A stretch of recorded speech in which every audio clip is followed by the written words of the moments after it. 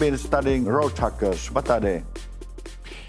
Well, as we know, the transportation is becoming automated step by step. Within the next 10 years, we are going to see automated like tax type of traffic. So robotic vehicles, which are becoming more and more common as time goes on.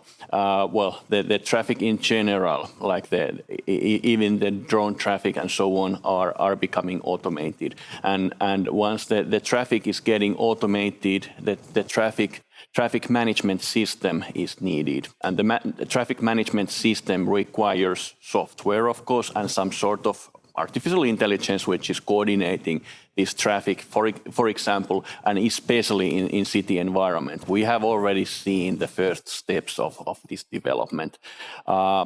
It's not sure that whole traffic is eventually becoming automated, or it may take very long time span. Within next 10 years, we will see developments on this. But what is the point when we actually need the coordination for the whole software and the traffic management? It may take well over 10 years, but anyways, we are going to see that kind of development, and there are enormous amount of vulnerabilities, of course. So we see that anyway we have a trust that the benefits are going to be much bigger than the challenges. But at the same time, we are at the moment witnessing a war in Europe, and so then we always have to also bear in mind that the possibility of cyber warfare. So cyber warfare might have much more targets in the modern societies than in the old ones. So how we combine these two challenges in the future? Yeah, if the cyber warfare really breaks out and we start seeing usage of cyber weapons, as we know, for example, US and many other countries have very strong cyber weapons preserved for severe attacks. If the war would really break out between the superpowers. So the cyber weapons use would, of course, undermine the development of the automated traffic.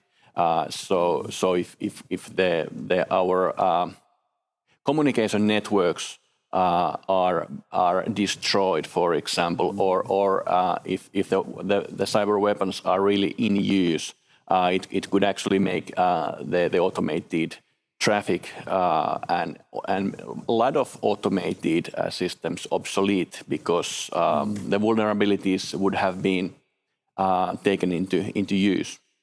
What is the difference between cyber weapons and cyber capabilities? So is there a civilian cyber weapon and military cyber weapon, or are they the same? Yeah, I guess they are kind of same in one sense, but if we talk about capabilities of US, for example, the capabilities are combined. So the combined capabilities could, for example, take down the entire electricity from a country or the entire communication systems at once. So there are multiple holes in the grid which can be targeted, and once these multiple holes are targeted and striked simultaneously, that's like a cyber weaponry attack. Indeed. So we are seeing that in the future there won't be just kinetic war. It will be a hybrid or multi-dimensional war. So the cyber weapons are going to be part of the new war, in concept. And of course, if we're thinking positive, so we can see that if we can create really powerful cyber weapons, so we can build the deterrence, because you can hit back with the cyber weapon to the kinetic attack. And by destroying the logistic and all the modern weapon systems can be eliminated with cyber weapons. So So how do you see, is it going to change the balance? So actually the kinetic weapons are a little bit going to be on the side, and the cyber weapons are going to rise in the more decisive role in the future? That is very interesting question what you made, and I don't have clear opinion on that, but what we can actually see is that the cyber weapons are under development, and there is that's very very good concept, the cyber deterrence. The cyber deterrence, what actually I emphasized already, they are very powerful weapons, and when you don't use the weapons, but the opponent knows that you have these weapons, that's deterrence.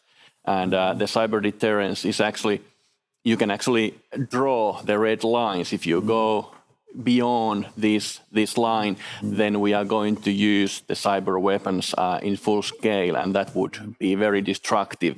So I guess in the cyber warfare domain, there is going to be, the deterrence is in use, the weapons are kept on the side.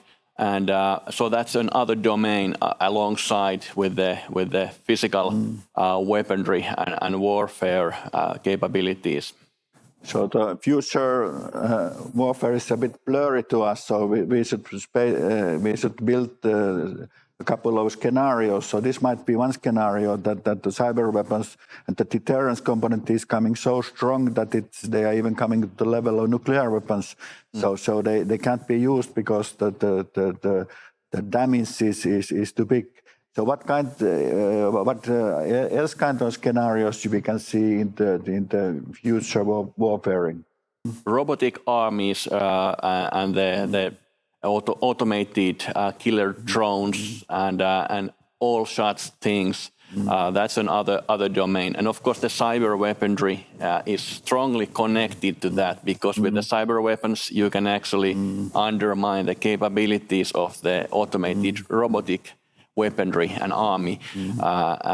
So all these are getting merged.